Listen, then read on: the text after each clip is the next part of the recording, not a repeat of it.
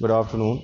My name is Akshay Mohanjha, and today we are going to study The Treasure Within. This is the fourth chapter of your supplementary reader, and this is for class 8th. Student, I taught you, we discussed about that every student has a potential to achieve something, and every children is different in his style of learning and area of interest. कहने का मतलब ये है कि हर बच्चा जो है वो उसमें वो कामयाब हो सकता है और वो हर एक बच्चा दूसरे बच्चे से पृथक होता है। उसको पढ़ने का तरीका और उसका इंटरेस्ट यानी जो वो पसंद करता है उसका पसंद बिल्कुल पृथक होता है। हर बच्चा एक दूसरे बच्चे से भिन्न होता है। यहाँ पे हम लोग पढ़ रहे थे, एक हफीज़ कॉन्ट्रैक्टर है, उससे मिस बेला राजा जो है कुछ सवाल जवाब करती है। तो हफीज़ इस बात को एक्सेप्ट करता है कि बचपन में उसको स्कूल जाना अच्छा नहीं लगता था और मैथमेटिक्स उसको समझ में नहीं आता था। वो मैथमेटिक्स से बहुत डरता था।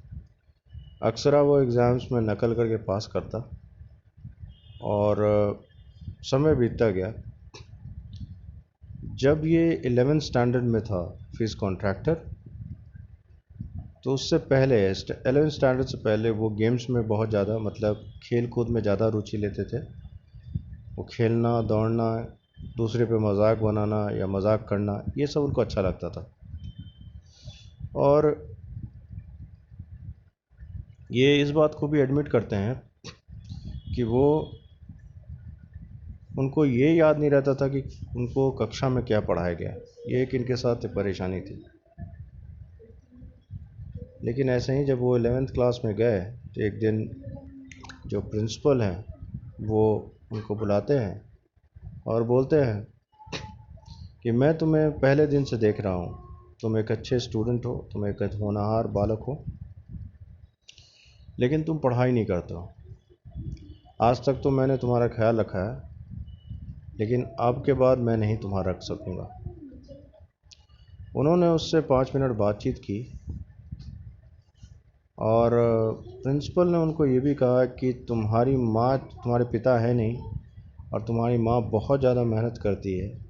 उन्होंने सारा फीस पे किया आज तक तुम्हारे लिए, लेकिन आज तक तुम सिर्फ खेले हो और अब तुमको एहसास होना चाहिए, समय का ज्ञान होना चाहिए और तुम्हें पढ़ाई की तरफ ध्यान देना चाहिए। ये जो हैं हफीज़ कॉन्ट्रैक्टर, अब इनको ये बात बहुत सकमे में लगा और ये अपने समय में बहुत अच्छे स्पोर्ट्समैन थे। स्पोर्ट्समैन मीन्स खिलाड़ी था। वो सीनियर चैम्पियन था for so many years and also was the cricket captain, और ये क्रिकेट कैप्टन भी बना रहा। वो कहता है I used to play every game, उसको बहुत सारा गेम पसंद भी था। But that year I did not step out on to the field, लेकिन उस साल वो फील्ड में नहीं गए।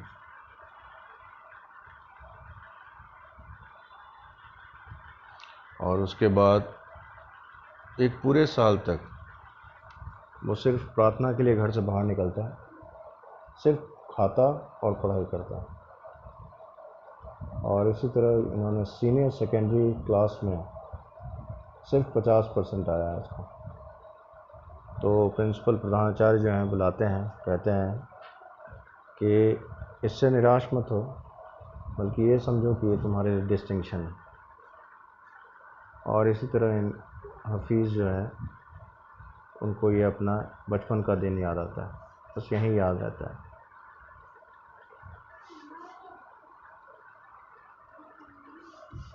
अब ये हम लोग पेज नंबर 3 से पढ़ना शुरू कर रहे हैं। I read a book and I can remember the matter as a photograph, not through my mind. That is how it works. Hafeez कहते हैं कि इनको आज भी मेमोरी बहुत कमज़ोर है और ये जब भी कोई चीज़ देखते हैं तो उनको याद आता है, जैसे फ़ोटोग्राफ की तरह। When you were in school, अब ये बेला राजा पूछती है, उससे सवाल पूछती है, when you were in school and you were doing badly, did the teachers pull you up and how did you feel?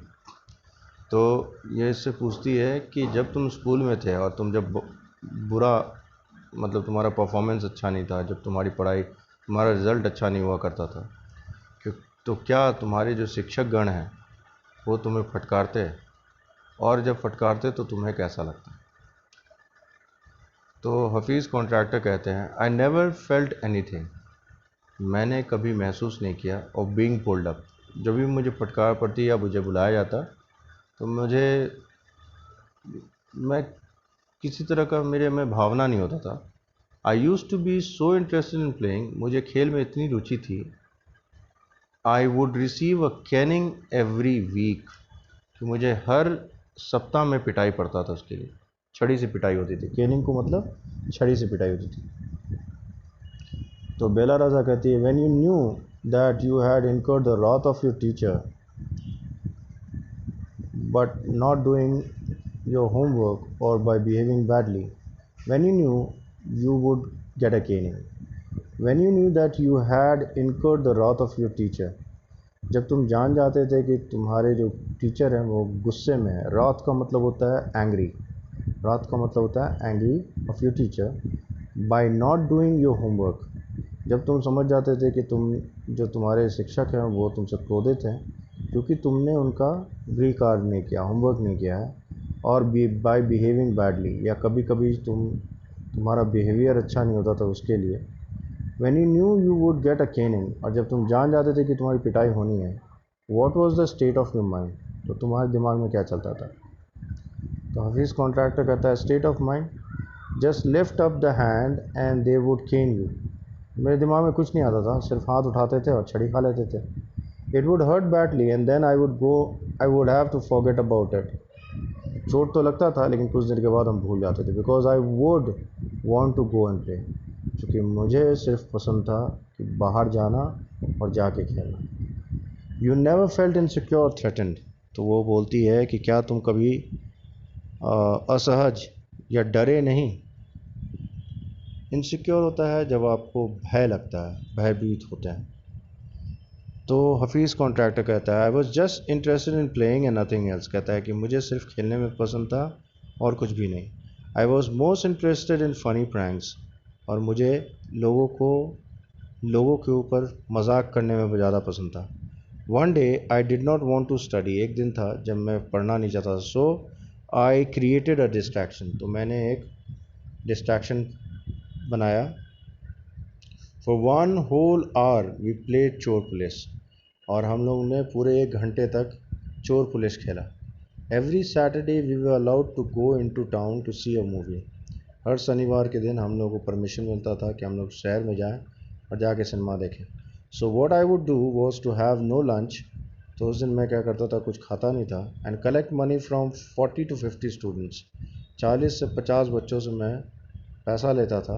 And run and by the tickets, और जाता था दौड़ के भाग के और टिकट खरीदता था। ऑन माई वे बैक, और जब वापस आता, I would eat to my heart's content, तो जो भी खाने को मिलता मैं उसे पूरे भर पेट खाता, पूरे दिल से खाता, पेट भर के खाता। I used to be the leader of a gang, मैं एक गैंग का मुखिया था। We would have gang fights and plan strategies, उस समय हमारा गैंग फाइट होता था और एक प्लान स्ट्रैटेजी होता था। These thing use to interest me more than my academics, ये सब चीज़ मुझे ज़्यादा पसंद होता था पढ़ाई लिखाई से। Student use to book my text books for the following years, कहता है छोटे बच्चे, दूसरे जो बच्चे थे वो पहले ही से हमको बोल देते थे अगले साल उनको बुक देना, because they way almost brand new, चूँकि वो एकदम नए के नए रहते थे। I probably open them one day before exams, अक्सर ऐसा होता था कि मैं किताब एग्ज़ाम्स के ठीक एक दिन पहले खोलता। तो ये आपका नीचे आ गया कॉम्प्रिहेंशन चेक।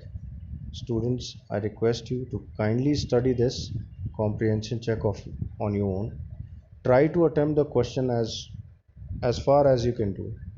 मैं इस कॉम्प्रिहेंशन चेक का क्वेश्चन भी नहीं पढ़ रहा हूँ फिलहाल, and once you do it I'll be providing you the answer tomorrow or day after tomorrow, ठीक है, for the comprehension check. most interestingly, on your book, on the pages at the right at the bottom, you can see that there are a lot of vocabulary.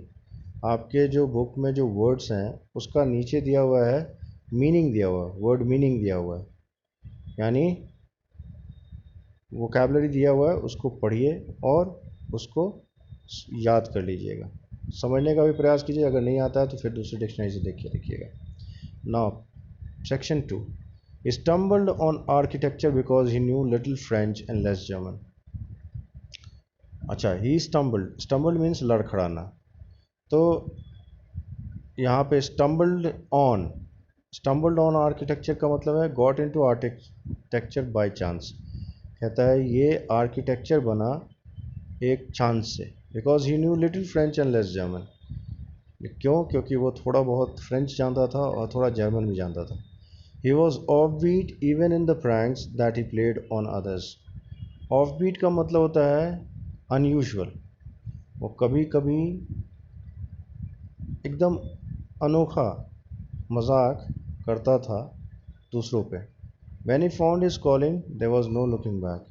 और एक बार जब उसने काम पकड़ लिया, कोई काम को चूज़ कर लिया, तो उसके बाद वो पीछे नहीं घूम मुड़ता। How did you get into the field architecture? ये बेला राजा सवाल पूछती है हफीज़ कॉन्ट्रैक्टर से। In the college for architecture nobody who had got below 80 to 85% was allowed to enter. College के दिनों में आर्किटेक्चर में कोई भी बच्चा जिसको आर्किटेक्चर में 80 से 85% से कम मार्क्स आया हो तो उसको आर्किटेक्चर सब्जेक्ट नहीं मिलता था। I had only 50%, I wanted to join the army. जबकि मेरे पास सिर्फ 50% था, तो मैं आर्मी ज्वाइन करना चाहता था, सेना ज्वाइन करना चाहता था। I got my admission letter but my hand tore it up. तो मुझे दाखिला तो मिल गया, लेकिन मेरी चाची जो है उन्होंने उस लेटर को फाड़ दिया। Then I decided that I wanted to join the police force. तब मैंने फैसला किया कि मैं पुलिस को ज्वाइन करूँगा। My mother said don't join the police force, just do your graduation. तो मम्मी ने कहा, उसकी माँ ने कहा कि पुलिस फोर्स में मत दाखिला लो और सिर्फ अपना ग्रेजुएशन कर लो। सो वेंट टू जय हिंद कॉलेज इन बॉम्बे। तो मैं इस तरह जय हिंद कॉलेज पहुंचा Bombay. There I was to either take French और जर्मन। वहाँ पे मेरे पास ये था कि चुनाव करना था, या तो मैं फ्रेंच लूँ या जर्मन लूँ। दो I had studied French for 7 years, जबकि मैंने फ्रेंच स्टडी किया था 7 सालों के लिए। आई did not know 7 words of French. मुझे 7 वर्ड नहीं पता था फ्रेंच का। सो आई टुक जर्मन। तो इस तरह मैंने जर्मन लिया। देन माई जर्मन टीचर डाइड। उसके बाद जर्मन टीचर जो है डाइड, वो मर गए। The college told me that I could change the college और टेक फ्रेंच। तो कॉलेज ने ये निर्देश दिया कि मैं या तो कॉलेज चेंज कर लूँ या जर्मन से फ्रेंच ले लूँ, या वापस फ्रेंच ले लें। यहीं तक आज के लिए रखिए, and hopefully it's a long chapter. In 2 more days we'll complete this chapter. Okay, so if you have any problem pertaining to this chapter you can ask me, but remember students, this is a conversation.